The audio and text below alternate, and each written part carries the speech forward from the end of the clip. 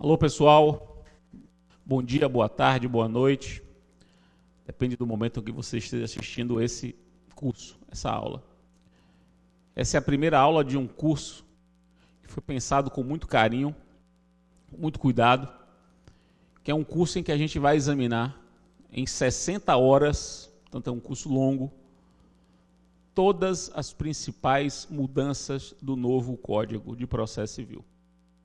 Todas. Vamos ver do início ao fim tudo o que de relevante o Código Novo trouxe de novidade, de modo que vocês possam ter uma visão completa do novo sistema processual civil brasileiro, que é um sistema muito diferente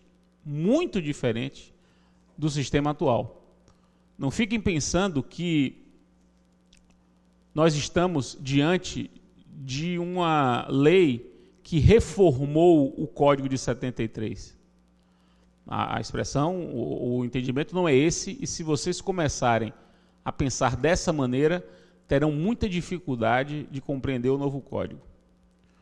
O novo Código monta um novo sistema. Normas novas, sistema novo.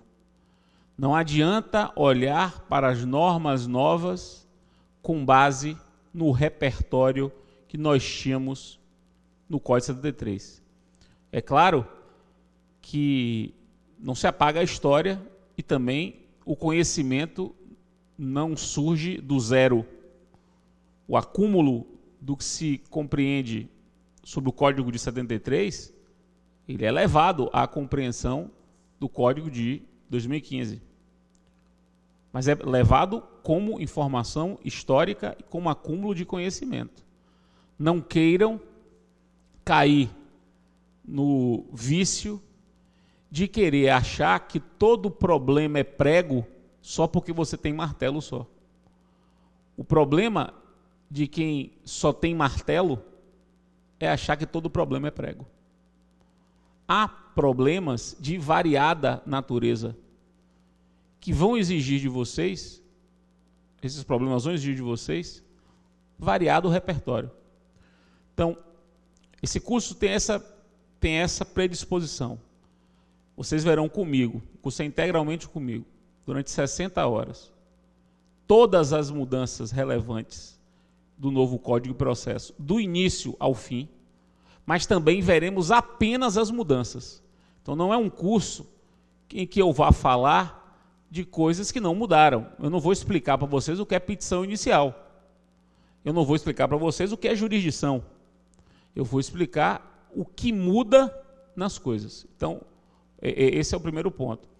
O segundo ponto que me parece importante é o seguinte: a gente vai ver as mudanças num tempo em que ainda não há doutrina suficiente.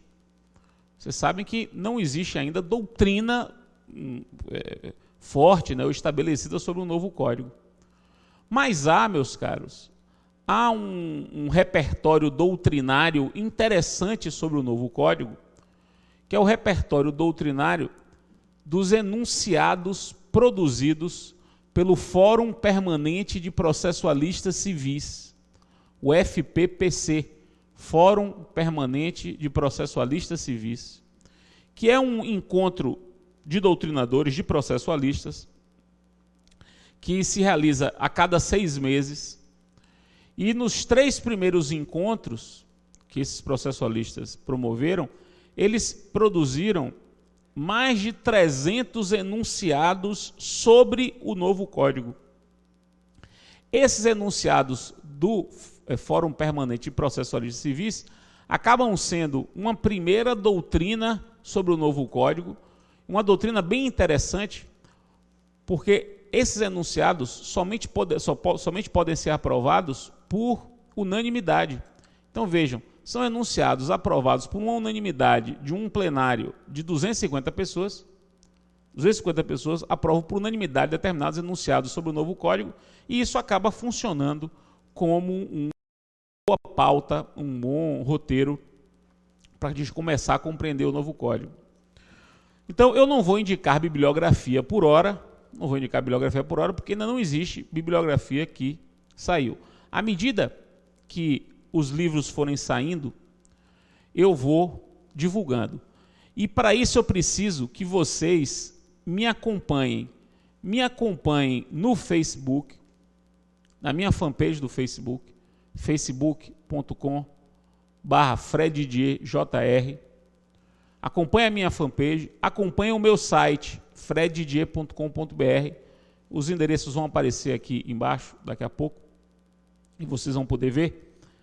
Porque à medida em que os livros forem saindo, inclusive os meus próprios livros forem saindo, eu vou divulgando, tanto no site, quanto no Facebook. Então, por enquanto, eu não vou fazer divulgação de bibliografia, mas saibam que ao longo de todas as aulas eu vou falar, quando pertinente, nos enunciados do Fórum Permanente de Processualistas Civis, que, conforme eu disse, acabam sendo enunciados importantes, porque eles fornecem a primeira interpretação sobre o novo Código. Como essa é a primeira aula, eu também preciso explicar como é que vai ser a metodologia desse curso. O curso será dividido, conforme eu disse, o curso terá 60 horas aula. As 60 horas aula serão divididas em blocos de 30 minutos. Então haverá 120 blocos de 30 minutos, cada bloco tratando de um assunto ou de mais de um assunto, mas a ideia é que os blocos eles se fechem, né? Eles sejam completos. Quer dizer, você trata daquele assunto e encerra o assunto naquele bloco, continua no bloco seguinte a partir de um outro assunto e não do mesmo anterior. Essa é a ideia. Se porventura houver necessidade de eu estender um pouco mais, aí eu faço um bloco de 1 hora em vez de 2 blocos de 30 minutos, aí eu fecho em 1 hora. Mas eu espero que isso não aconteça, espero que nós sigamos a regra de que os blocos tenham 30 minutos e sejam eles sempre fechados em um único assunto. Pois bem, feitas essas considerações, meus caros, vamos começar a nossa saga. E vamos começar com o primeiro assunto, primeira grande novidade, começar pela ordem do Código. Vamos tratar das normas fundamentais do processo civil. Normas fundamentais do processo civil, tal como regulado pelo CPC. Então vamos lá, meus caros, anotem aí, normas fundamentais. Primeira coisa que vocês têm de saber, e aí eu peço para Simonal colocar na tela o código. Primeira coisa que vocês têm de saber é a seguinte.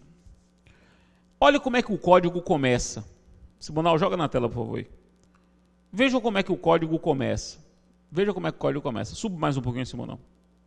Suba. Você está descendo. Suba. Olha o que diz a primeira parte do código. Normas processuais civis, título único das normas fundamentais e da aplicação das normas processuais, capítulo 1, das normas fundamentais do processo civil.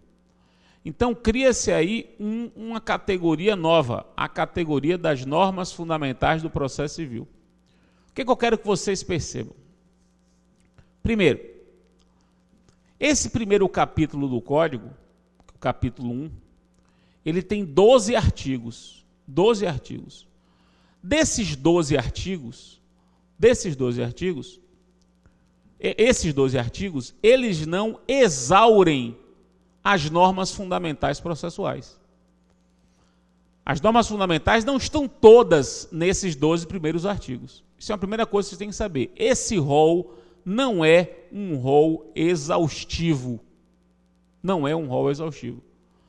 Há normas fundamentais que estão na Constituição e que não estão lá, como é o caso do devido processo legal.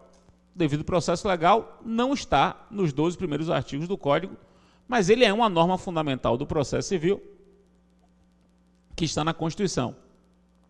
Também não está nos 12 primeiros artigos do Código a proibição de prova ilícita. Proibição de prova ilícita também é uma norma fundamental que não está nos 12 primeiros artigos. Então, há normas fundamentais que estão na Constituição, portanto, fora desses 12 primeiros artigos. E há normas fundamentais que estão espalhadas ao longo do Código. Há normas fundamentais que estão espalhadas ao longo do Código e que não estão no artigo 12. A gente vai ver, inclusive, nessa primeira parte do curso, exemplos de normas fundamentais que estão espalhadas ao longo do Código e não estão no artigo 12. Não se preocupe que mais para frente a gente vai ver. O que é fundamental aprender nesse momento é que esse primeiro capítulo do Código, ele não é exaustivo. Ele não é exaustivo. A segunda observação que é importante é vocês perceberem que o rótulo normas fundamentais não é um rótulo que está aí por acaso. Normas fundamentais tem esse rótulo porque os 12 primeiros artigos, eles consagram regras e princípios. Regras e princípios. As normas fundamentais processuais podem ser princípios ou regras. Eu digo isso porque vocês têm uma tendência de achar que toda norma fundamental é um princípio. Não é correto. Há normas fundamentais que são regras. Por exemplo, uma regra que diz que as decisões hão de ser motivadas, é uma regra. Não é um princípio. Quer dizer, é uma norma fundamental. A decisão tem que ser motivada, é uma norma fundamental. Mas isso não é um princípio, isso é uma regra. Então, meus caros, há normas fundamentais princípio, há normas fundamentais regra. Por isso que o título do capítulo é Normas Fundamentais do Processo Civil e não Princípios Fundamentais do Processo Civil. Porque nem tudo que está aí é princípio, mas tudo que está aí é norma fundamental. Pois bem, feita essa consideração, Simonal, vamos começar a examinar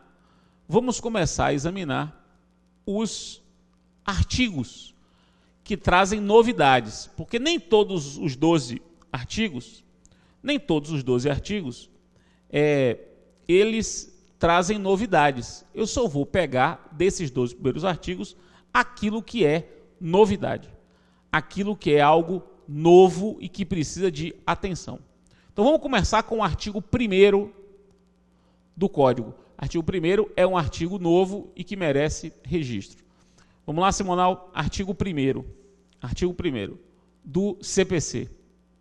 Artigo 1º do CPC. Vejam o que é que diz. O processo civil será ordenado, disciplinado e interpretado conforme os valores e as normas fundamentais estabelecidos na Constituição da República Federativa do Brasil, observando-se as disposições deste Código. Ora, o que esse artigo 1º faz? E faz de uma maneira muito simbólica. Coloca-se logo no artigo 1º a ideia de que não é possível hoje compreender o processo civil sem antes examinar a Constituição. Todas as normas processuais devem ser aplicadas de acordo com a Constituição. As disposições do Código devem ser interpretadas de acordo com a Constituição. Percebam que o artigo 1º, ele é o artigo 1º não por acaso. Não por acaso. Ele é o artigo 1º não por acaso.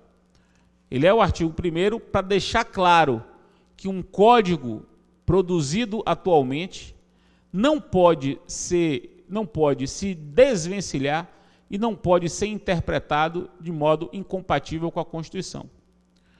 O problema desse artigo 1º, veja, ele do ponto de vista simbólico, ele é muito bom. Do ponto de vista normativo, ele diz uma obviedade. O que ele diz aí é uma obviedade. Qual é a obviedade? As normas processuais e infraconstitucionais devem estar em conformidade com a Constituição. Isso é uma obviedade, não precisava nem estar aqui. O que ele diz é que a interpretação das normas processuais deve ser feita de acordo com a Constituição. É isso que ele diz. Mas isso é uma obviedade do sistema. E aí eu lhes pergunto, e deixo essa pergunta para vocês refletirem. Vem um artigo infraconstitucional, primeiro, para dizer que todas as normas processuais devem ser interpretadas em conformidade com a Constituição. Então, o artigo 1º do Código diz: as normas processuais devem ser interpretadas de acordo com a Constituição. Aí eu lhes pergunto, e se porventura o juiz não interpretar uma norma processual de acordo com a Constituição? Se porventura o juiz violar o artigo 1º do CPC? Se o juiz violar o artigo 1º do CPC, portanto, ele aplicar o CPC contra a Constituição. Ora, violou o artigo 1º do CPC, caberá recurso especial, porque violou um artigo de lei federal? Ou caberá recurso extraordinário, porque violar o artigo 1º do CPC, na verdade, não é violar o CPC, mas sim violar a Constituição? Veja qual é o problema. Quando você coloca na lei um texto que sintetiza uma norma que é constitucional, está no corpo do CPC, mas a norma que você extrai dele é uma norma constitucional, não é uma norma infraconstitucional. O que esse artigo 1º diz é que as decisões devem ser baseadas na Constituição. E se não forem? Se não forem, elas estão violando a Constituição ou estão violando o artigo 1º do CPC? Isso tem importância prática na elaboração do recurso especial, porque recurso especial só cabe quando a matéria é matéria de lei. E recurso extraordinário cabe quando a matéria é constitucional. Então, a violação ao artigo 1º do CPC é uma violação à lei, porque é o CPC, ou uma violação à Constituição? Me parece claro que aí a violação é a Constituição. Embora você viole supostamente o artigo 1º, o que o artigo 1º faz é apenas enunciar uma norma constitucional. A norma aí é constitucional. Esse artigo 1º é aquilo que se pode chamar de clone. Isso é um clone de uma norma constitucional. É como se a lei repetisse o texto constitucional. Uma lei que repete o texto constitucional, ela não transforma a norma em legal por causa disso. Uma lei que repete o texto constitucional continua reverberando uma norma que é constitucional, nada obstante a sua previsão em texto infraconstitucional. Então, o que é que eu quero dizer com isso? O que é que eu quero dizer?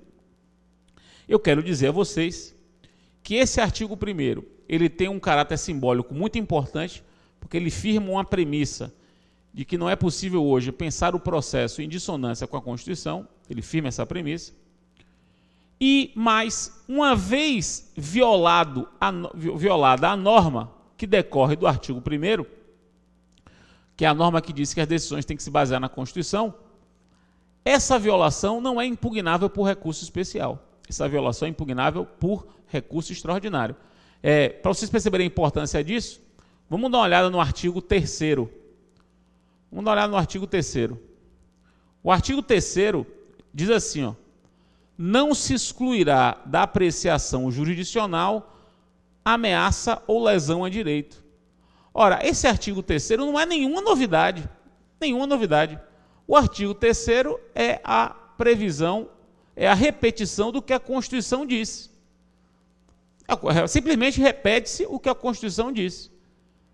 Não tem novidade, tanto que eu não vou nem falar sobre ele aqui. Eu não vou nem falar sobre esse caput do artigo 3º. Ele é a repetição de um texto constitucional. E aí eu lhe pergunto, se porventura alguém violar o princípio da inafastabilidade, que é o caso aqui, Se alguém violar o princípio da inafastabilidade, ele está violando a Constituição ou o CPC que o prevê? Claramente que é a Constituição, porque esse dispositivo do CPC é uma simples reprodução do texto constitucional. Quando isso acontece, surge o que se chama de clone legal. A lei é um clone da Constituição. E quando a lei é um clone da Constituição, o recurso que cabe por violação a ela é o recurso extraordinário e não o recurso especial, porque a norma aí ela é constitucional. Então, eis a primeira análise nossa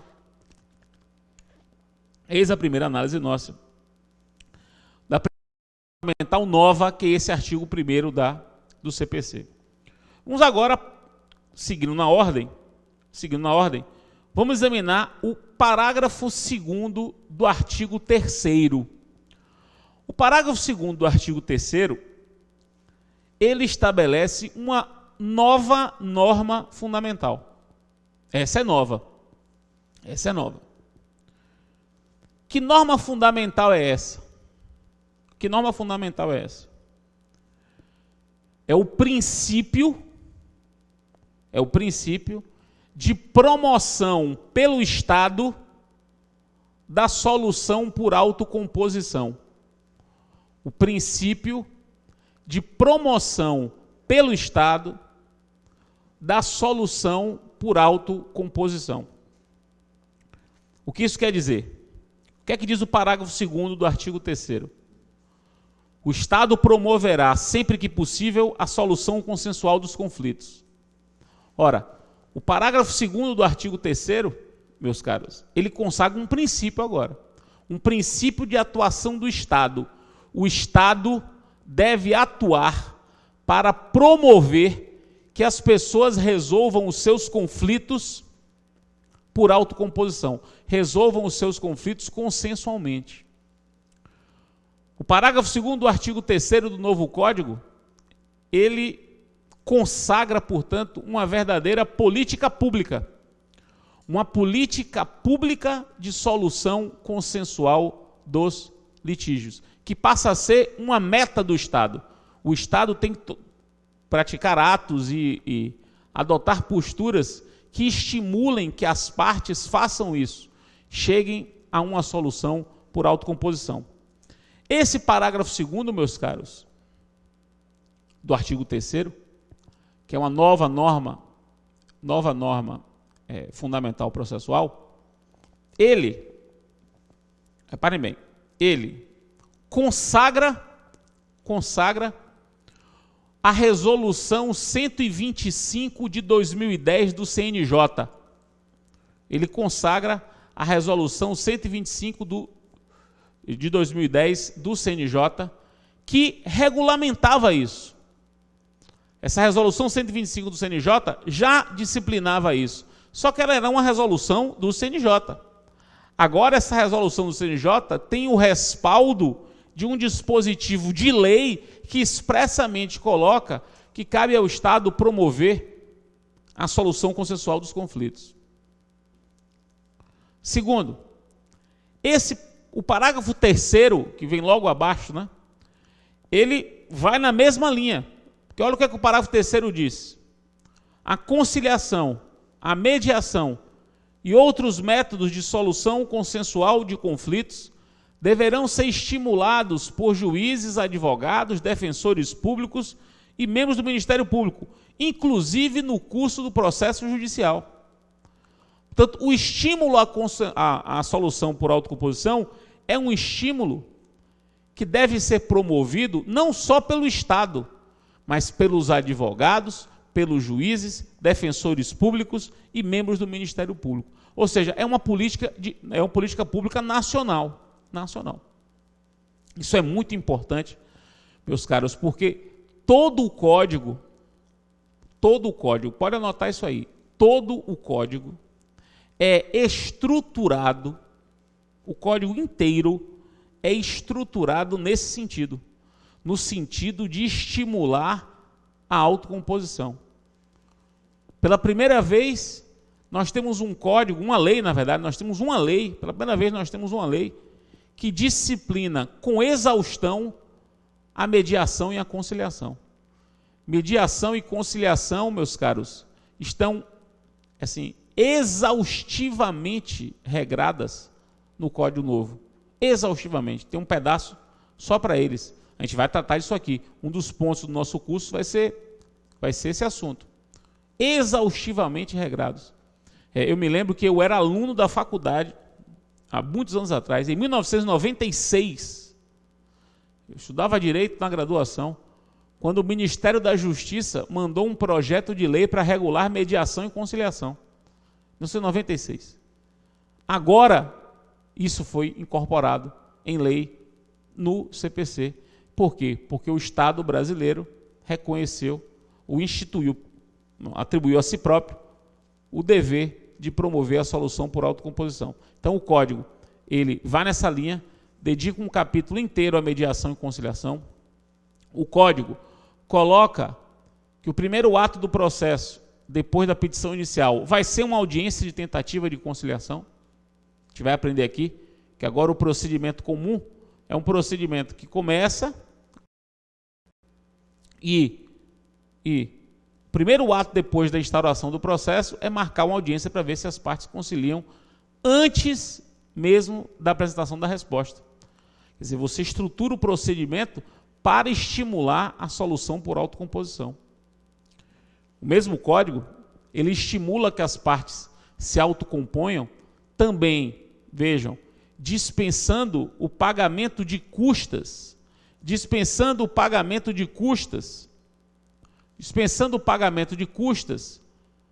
se houver transação.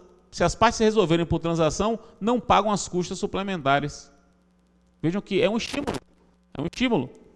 Esse mesmo código que estimula diz que se as partes fazem um acordo, elas podem incluir neste acordo não só outras lides, mas também outras pessoas. Se tem outras pessoas envolvidas naquele caso e outras lides que giram em torno daquilo, tudo isso pode ser colocado num acordo se for para terminar o processo por acordo. Então esse é um princípio novo, é uma norma fundamental nova, a norma de promoção pelo Estado da autocomposição. Então nós já vimos aqui nesse primeiro bloco de 30 minutos o artigo 1º, que é uma norma fundamental de natureza constitucional, embora prevista no CPC, e o artigo 3º, parágrafo 2º e 3º, artigo 3º, parágrafo 2º e 3º, que cuidam da nova norma fundamental, que é o princípio da promoção pelo Estado da solução consensual dos conflitos. Vamos parar um pouquinho, daqui a pouco a gente volta.